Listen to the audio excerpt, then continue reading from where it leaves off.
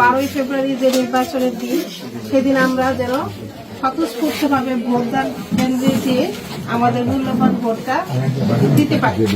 সেই ক্ষেত্রে আমাদের সবারই সদিচ্ছাও থাকতে হবে, আবার অন্যকে নিয়ে যাওয়ারও ইচ্ছা থাকতে হবে।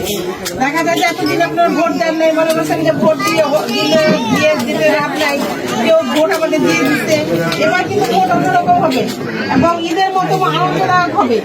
ভোট কেন্দ্রে যাবেন, নিজের ভোট নিজে দিবেন। আচ্ছা, আর যে প্রবলেমের কথা বলছেন যে রাস্তা, এটা টেন্ডার হয়ে গেছে, রাস্তা খারাপ হয়ে যাবে, নির্বাচনের আগে অনেক হয়ে যাবে অলরেডি। ঠিক আছে, প্রক্রিয়া